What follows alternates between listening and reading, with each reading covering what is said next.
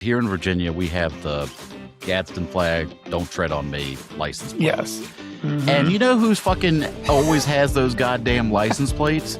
It's usually a 60 plus person who's driving a Lexus or a Mercedes or a car that's at least $100,000. No one's fucking treading on you, you stupid bitch. Hey everyone, I'm Mike. And I'm Andrew. And we're the Midlife Guys. So we're taping this a little bit later in the evenings than we usually do. We got our beers ready to go.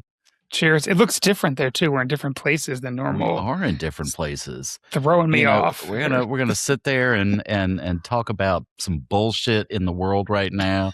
And so we thought, let's start drinking again like what we did in the early episodes and just have an honest fucking conversation. Forget this episode's about being healthier. We're going back to beer. Back to beer. It's always about moderation, isn't it? That is true. It's a good lesson in general, yes. Exactly. But sometimes you got to drink. Because I will tell you, I posted taking one step back, I have some family members that were sharing some really stupid AI slop from an account on Facebook that had 0 friends but 6,000 posts over the past 3 years. So, and the account was based in like India. Suspicious. Talking about American political stuff. Mm-hmm. And I was like, what the fuck are you doing? Why are you posting this foreign influence account? Now, granted, they're in their late 70s, and so they just don't fucking get it. And so I put out a reel saying, like, all of you people have to stop sharing this bullshit. You're being dumb as shit. You're being manipulated by foreign countries about topics related to our fucking elections because it aligns with your political beliefs. And this is happening on both sides of the spectrum, both Republicans and Democrats. You were fired up in that reel. I'm still fucking fired up. And that's why we're doing this goddamn episode. That's right. It's just so stupid. I cannot believe how easily manipulated people are nowadays as a result of social media because, A, we've clearly forgotten what critical thinking is all about. So that's a thing now. Very exciting for our future. B, the fact of the matter is social media has done nothing but create the biggest fucking echo chamber in the goddamn world. People join groups on Facebook or follow specific accounts because it aligns with their political beliefs or it aligns with God knows what they want to believe in or how they want to believe it. And it's just so stupid. And one of the things that really upsets me the most about all of this is it's also fostered this grievance culture. Well, that's true. And that is definitely something that has emerged over the past 20 years where everybody thinks that they're owed something from somebody else. It's never your fault that you did something. It's somebody else's fault. And social media allows that to happen. I mean, you will see. It pushes that. It doesn't just allow it. Like, I think these companies are actively pushing this at people. Yeah. You know what? You are absolutely right. It's not like this thing just happens randomly. It is completely designed to be this way.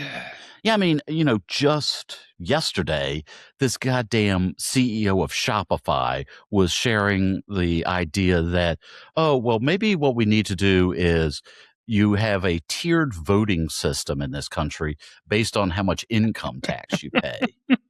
I'm like, oh my God. I didn't see that. That's so something. the rich folks are just like, we're going to sit there and cast the most amount of votes because we pay the most in taxes, which, depends on how you calculate those taxes. But exactly. Exactly. It's easy to hide certain things, but because we pay more, we deserve 5 votes to anybody else who only pay. The regular people just pay, just get 1 vote who pay taxes, and anybody who's poor essentially gets no vote at all. And I was just like, what reality are we living in right now where you feel so aggrieved in your fucking job that pays you $40 million a year that you believe that your vote should be outweighed because you pay more in taxes? And you know, it's easy for me to sit there and say, like, um you know, it's just rich people doing this. No, it's every demographic. It's midlifers, it's boomers, it's Gen X, it's the younger folks that are coming up, and it seems to be every socioeconomic group. Everybody just feels aggrieved nowadays. Yet again, Yeah, they they have to be feel like, riled up about something. yeah, Yeah. I mean, we have to use our emotions rather than think critically about how to create a business or how to lift up a society, how to give back to our communities.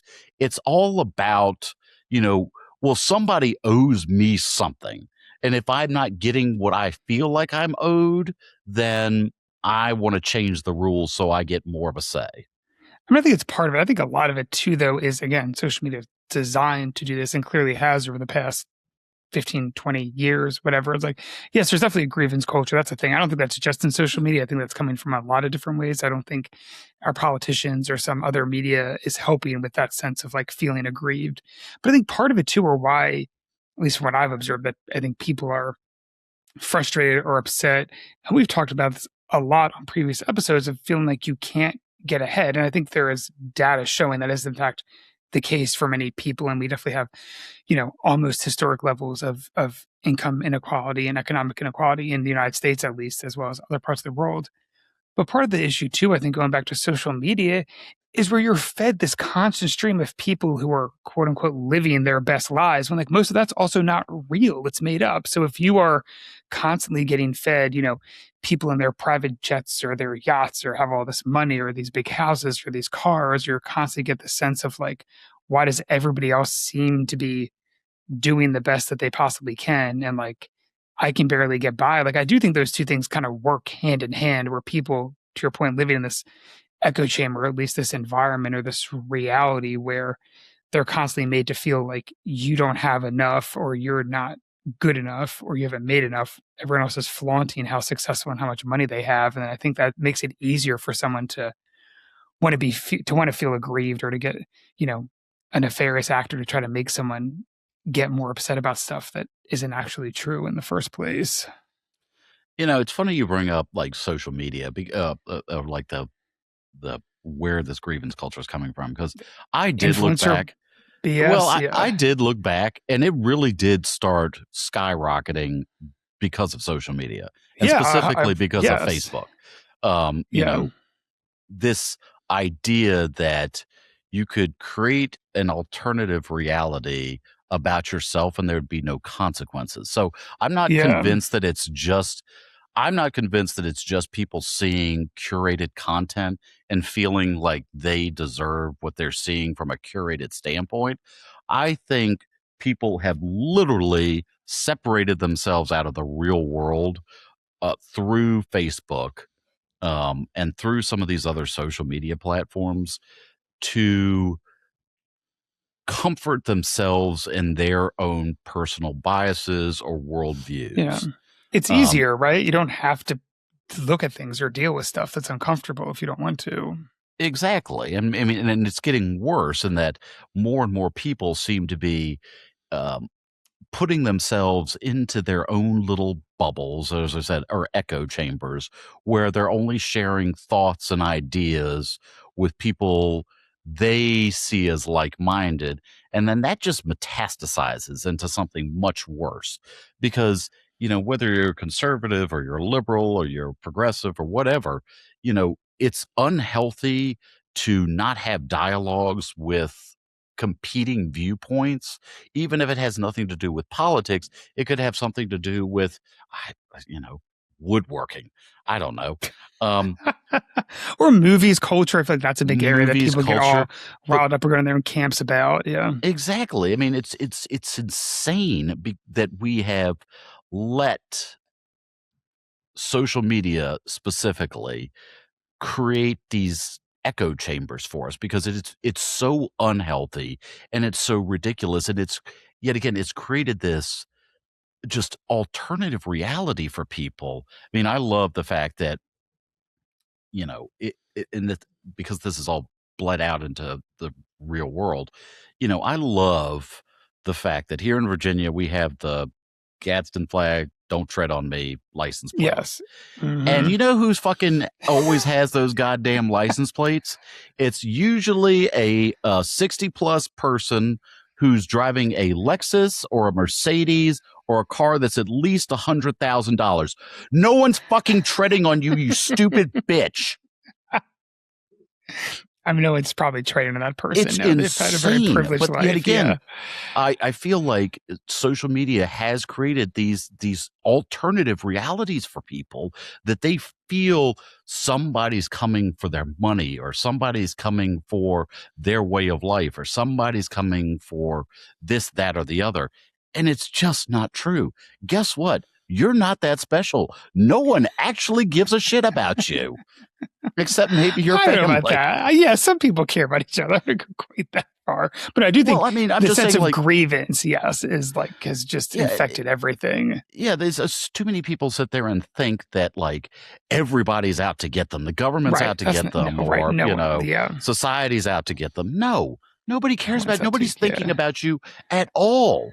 Stop Right. thinking that you're the center of the universe. You're just Yeah. one little dot on this big spinning rock. So, and that has gotten me fired up, and it continues to get me fired up because I don't see how we get out of this grievance culture phenomenon. That's the question. It's the 10 million, whatever, $100 million, $1 billion question is figuring how do you break out of that and get out of that? Again, some of this connects to stuff we talked about in the past, is that we're all addicted to this stuff, or a lot of us are addicted to it. So how do you even break free of that? But then how do you then break down the grievance culture? And I don't know. And that's something, to be honest, I worry about a lot as a parent. I figure out like, how do you raise kids in that environment and try to teach them, what reality is and what reality isn't, and that the world isn't about you, and that compromise is important. Understanding where other people come from is important. Like it's hard, and I'm not quite sure exactly how you navigate that. Open to suggestions. If anyone has ideas, I would love to hear them. But it's a challenge, and it's one of the things that, sometimes people will ask me, like, what do you worry about most as a parent? And I'd say one of the things I worry about most is like, how do you raise kids to like navigate a fractured reality? Because so many of us don't share the same reality. And it's not just like there's one alternative reality. It's like there are dozens or thousands or millions of alternative realities. Like you can basically create your own reality that is specific to you. And that's what you actually end up believing. And I mean, I don't know how you break that down, but I certainly think that's a challenge that, we all have. Again, as a parent, I especially feel that. I think midlifers too, you sort of get that from the younger generation, from your kids, try to teach them how to navigate that world. But to your point too, you also sometimes get that from older generations who maybe can't understand what is or isn't AI slop, and like what they are or are not sharing. And it's funny because I wanted to see if there are any stats around who's sharing this misinformation, because I know you were so wrought up about this, Mike. There was actually a University of Colorado study from last November of 2025. Do you want to guess what age group is the most likely to share misinformation It's the online? fucking boomers. It's 55 plus is like by far more likely to share, that misinformation. So I think it's like, I don't know, sometimes it feels like you're in a whirlwind of trying to deal with like the kids and then older generations and navigating all of these, like just this dissonance where everyone has this different reality. And I do think that is very different from what I remember growing up and even generations before us, where at least there was some semblance of a shared reality, where like there was basic understanding of like what facts were. And now it just seems like that's kind of been completely broken down. I think you're right. A lot of that goes back to social media, the explosion that happened, whatever, in like the early 2000-ish, right? Like 2008, 2010-ish timeline. Mm-hmm. Yeah. Yeah, I mean, I think you bring up a really good point, and I'm glad you did it, because I agree that I'm scared about all of these alternative realities that people have created. And you may have to bear with me for a second, because as I was thinking about, this topic before we started taping, the thing that just kept popping into my mind was that this kid from the Polar Express saying, "I didn't do it. I didn't do it. I didn't It's a do it." reference. I know exactly what you're talking about, though. And I was like, that's where we've become as a society. It's never my fault, it's somebody else's fault. And that feeds into that alternative reality. And when you're young, it's kind of cute and you teach your kids. And I think you and your wife have done a really good job. It's like part of becoming a mature adult is admitting when you've made a mistake Yeah. and taking responsibilities for that mistake. Right. Or you get And information and you change your mind on something. That's totally fine too. Like, that shows growth if you can take in new information and decide that maybe what you thought originally wasn't the right answer or fully accurate, which I feel like we've lost that art for most people. It's like we changing your have. mind is like a sign of weakness or something. It's like, no, it's literally how you grow. It's like, Yeah, I mean, nobody is yet again, debate and debating important topics is how one learns, and absorbing new information, again, how one learns, and nobody wants to do that. yeah. They just want to argue. Even though their argument could just collapse in on itself, they'll never admit Yeah. that they're wrong, or that their argument has now become so stupid it just collapsed on itself. Because yet again, they've created this alternative universe where they can't be wrong. Well, bitch, you are wrong. You are wrong. And yet again, I worry that, and this is not for everybody, but it seems like a large group of the population, not just here in the United States, but globally, because we're seeing this trend everywhere, is just fine with having their own little set of truths. Guess what, guys? Yeah. There is one truth. There's only one truth. And you can't sit there and manipulate what you think is the truth just because it fits with your biases and personal narrative. So, Can I give you a more recent reference in the Polar Express? Because actually kind of funny that sort of inadvertently, without kind of realizing this is definitely the topic or the direction we're going in today, is my wife and I were trying to pick a movie to watch last night. We was like, oh, let's watch a movie. And she had never seen Don't Look Up, the Netflix movie from a couple years ago that's a satire on sort of like when people stop believing scientists, basically, and having your realities. It was hysterical, but also even more frightening than I remember watching it when it first came out in like 2020, 2021. As a quick recap, if folks haven't seen it, you should if you haven't. But basically, these scientists discover this huge comet that's coming towards Earth, and there are lots of ways to stop the comet from destroying Earth. But no one listens to the scientists because it's too hard and they don't trust them, and they're going on their vibes and what they think is going to be right. And then this tech mogul comes and is like, "Oh, I can save all of us." Hint, he can't. But the end, spoiler alert, sorry, it's still funny, even if you know the end.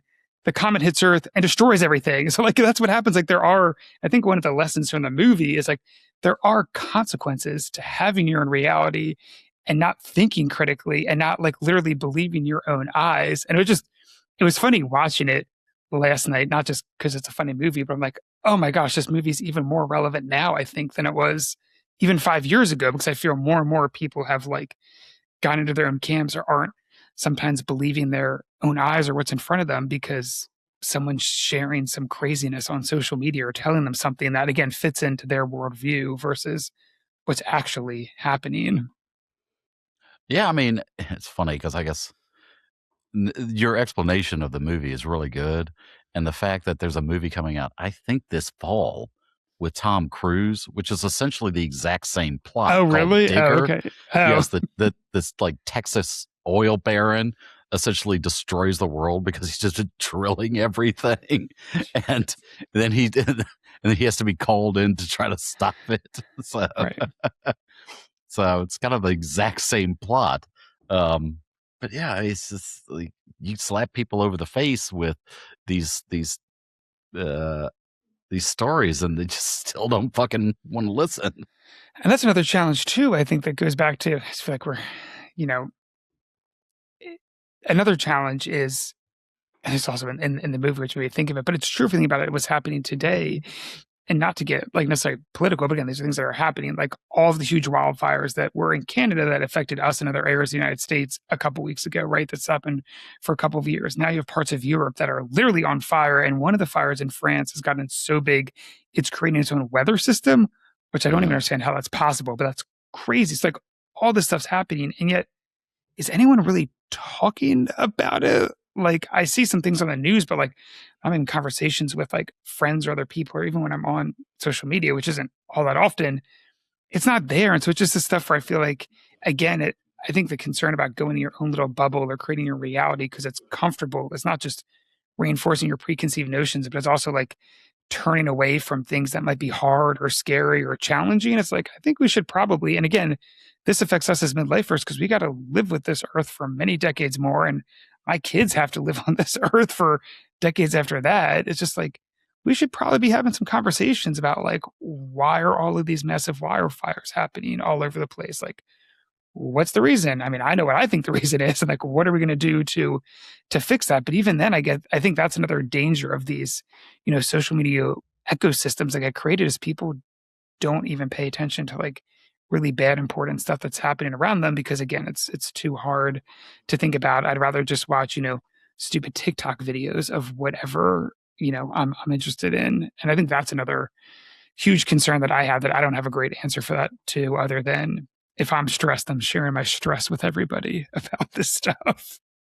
Yeah, I mean, at one point, I will say, like, certain social media channels were good at getting news because reporters Yeah. would issue like breaking news updates, via certain channels. That is long gone at this Hmm. point.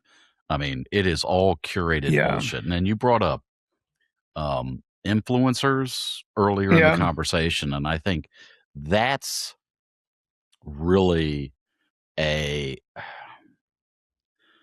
sign of the time where we much rather yet again fall into our whatever echo chambers and whatever we talked about this, whatever influencers actually are. They're not anything really, but they, these people that you just watch because it's entertaining or it fits your worldview or whatever, and that's just a fucking nightmare. We are prioritizing bullshit over real hard truths or hard facts that are happening all around the world that everybody should know about. Yeah.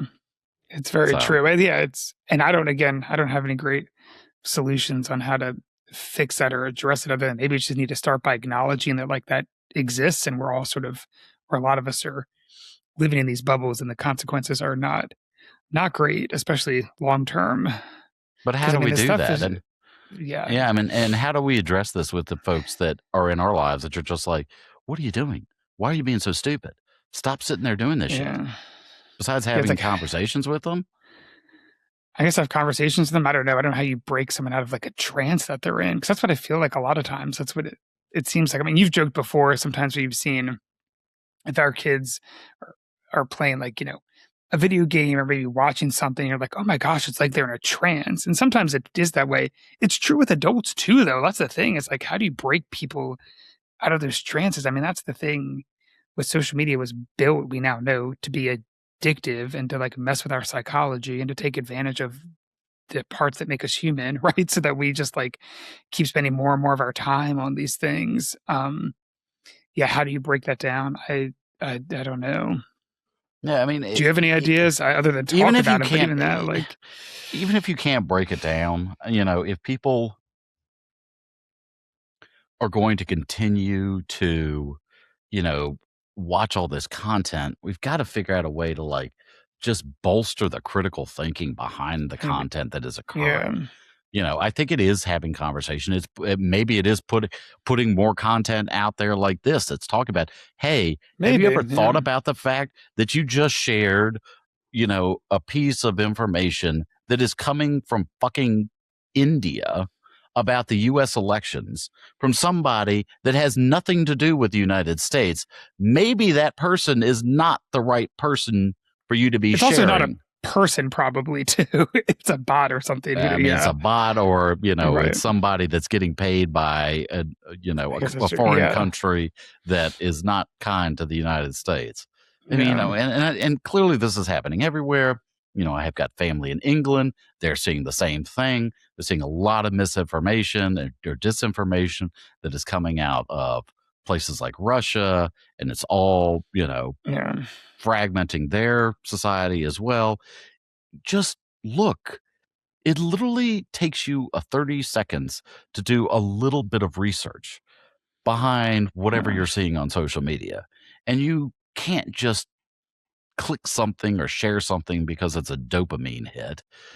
Get over your So fucking it's, yeah. self. Go have sex if you need a dopamine hit. Don't fucking get on Facebook. Just, stop this bullshit. I mean, and it's just so important that people have a better understanding that there are really, really bad forces out there that want It's to true. divide our culture. They want to divide society, because the more fragmented we are, the more fragmented we are globally, the more opportunities they have to get away with murder, whether it be, through monetary theft, identity theft, whatever it Yeah. may be. And people just aren't thinking about that. And that's incredibly problematic. I mean, it is. Maybe part of it's also just, this is probably hard too, but encourage people to just like take a break from it, right? Like if you start to use it less and less. I mean, I know this happened to me a couple of years ago. I sort of was like, I need to take a break. I'm on this all way too much. And you can like start to like, I cut myself back to the point where I am on social media much less frequently than I was before. Like it's doable. And I think that's part of it as well, is just like, I need to take a break and not let this stuff consume us. And maybe it's also, this is a little bit tricky too for some people, but identify like true verifiable news sources, whatever you think you can trust, and make sure that they're like honest and independent. So that you're not just getting, because that's another thing that I'm sure you saw this too. It was a couple weeks ago, a Pew study came out about where people are getting their news and information. And the first thing is what they hear from friends on social media. And it's like, you need to get your news directly from a trusted source, so you actually know that what you're getting is real. And I think like those are two steps like we can all try to do or encourage people in our lives to try to do, is it's taking a step back and make sure that you actually are getting information from actual real news sources. Yeah. And don't be afraid. Yet again, I'm very kind of down the middle with a lot of stuff. I mean, like, the news is really important. And Yeah. since the 1970s, really because of Richard Nixon, there's been an assault on, honest journalism. That's got to stop. And it's got to stop at a global level. Reporters don't go into something to try to be biased. And so people need to wake up and understand the reporters are trying to tell the truth. Yet again, there's not multiple sides of truth. There is one truth. And so folks need to grow up. Grow the fuck up, people. And I think it depends on who the news source is, but generally I Well, agree that's with true. you. That, like, I think a lot of people say they're news sources that I would not Well, I said consider to be journalist. news. I said Yeah, some people call journalist. themselves journalists, so I don't People think can that's call probably, themselves whatever the fuck they want to. I mean, I'm Well, just saying it's, I could be yeah. I could say I'm an astronaut. Doesn't make me an astronaut. You're going to go to space. There you go. hmm No, honest, independent news sources. If you're a Yeah. business person, Financial Times, Wall Street Journal, if Yeah. plenty of other really Lots out legitimate there. Yeah. news sources out there. But yeah, I mean, this I think there's grievance one way culture. I was gonna say, one way you break down those echo chambers too, right? Is if you're also, I know both you and I do this too, like we're probably a little bit unique maybe, is that we're both news junkies. We read a lot of different types of news from a lot of different perspectives as well. So it's not all, you're not all getting the same information or the same angle. Again, that's another way to maybe increase that critical thinking, is get news from a couple different places and then try to understand like what resonates the best with you, or what seems like, what are your eyes actually seeing, what makes sense to you. I feel like that's another important piece too, is that you are breaking down echo chambers by getting off social media, by trying to get your news and information from a variety of sources. I think that's a really good point. And I love, there's plenty of free resources to get Yeah. those news from honest sources to you as quickly as possible as it happens. So people really need to take advantage of it. We are news junkies. We are somewhat unique, but God damn it, people, go back to the fucking news, because this grievance culture, I think, is very much a result of creating those echo chambers in yourself, because you're not reading the news. You think that everybody's coming out to get you, because that's what these social media stars and influencers and all these people want. They want you to keep coming back, and the only way to keep coming back is for you to feel aggrieved. Yeah, because they make money when you come back. That's why the more eyeballs, the more money they make. Yeah. And one quick, just on that thought about the news stuff too, to leave it as, honestly, it's as simple. You said there are lots of free tools. Just go to Google News and set up a free Google News feed for yourself. Like, it's super simple and easy to do. And is it perfect? No, but you get a whole bunch of stuff from a lot of different areas. I would say, it's as simple as trying something like that. I think that's great advice. Yeah. Thank you.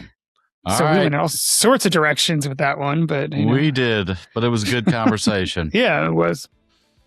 All right, we've already blown through another 30 minutes. If you've not done so already, please like and subscribe. It doesn't cost you a thing, but it helps us out a lot.